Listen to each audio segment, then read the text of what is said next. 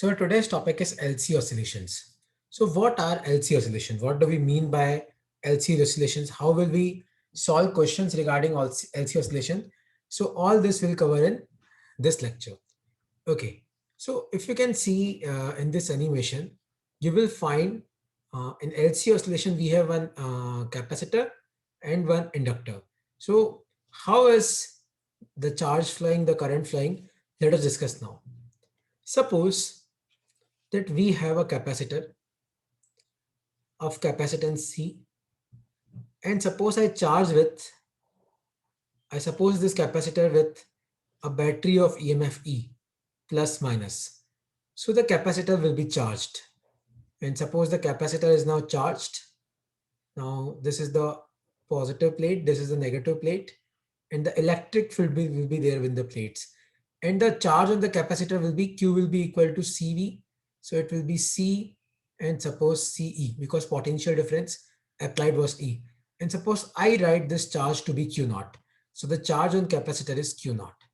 And now what I'll do is, suppose I'll connect this capacitor with a inductor, with an inductor of inductance L. I suppose I charge this capacitor, disconnect the battery, and then connect this capacitor with this inductor. Now there is electric field between the plates of capacitor and there is charge on capacitor.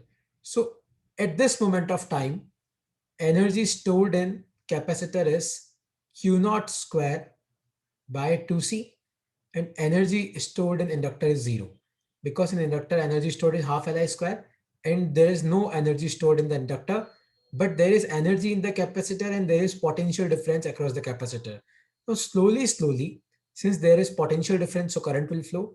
So suppose at some moment of time,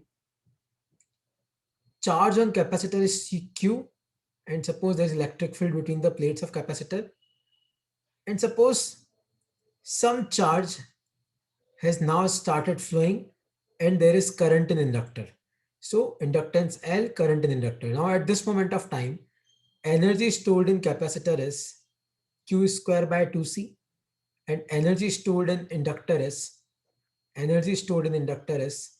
half Li square.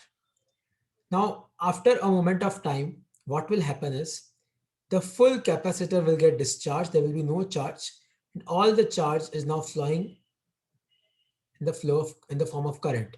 So suppose at some moment of time when there is no charge in the capacitor, so all the energy inside capacitor has now come towards inductor, and in inductor we have magnetic energy.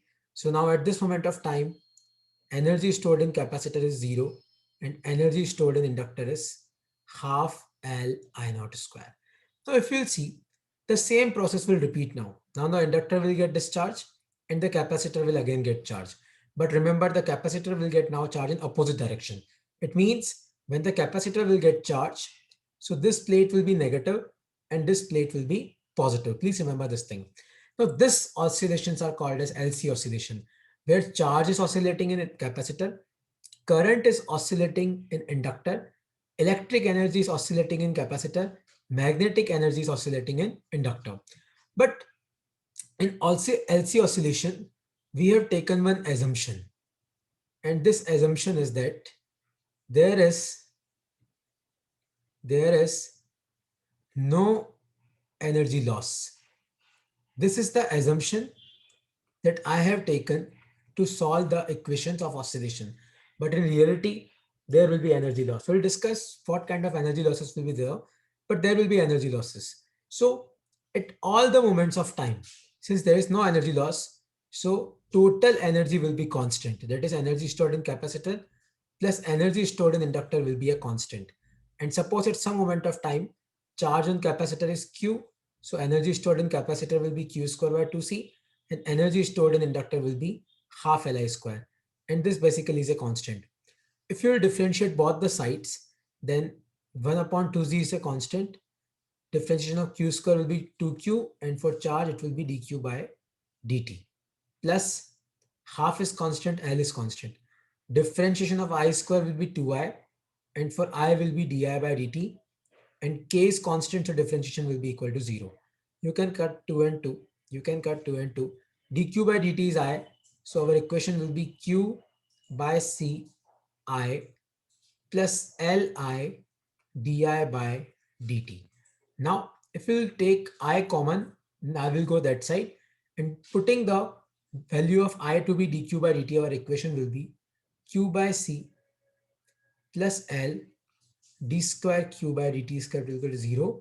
So d square q by dt square will be minus q by LC. And now comparing it with simple harmonic equation, we'll get omega to be equal to 1 upon root LC. What is simple harmonic equation? Simple harmonic equation is basically this one, that d square x by dt square equal to minus omega square x.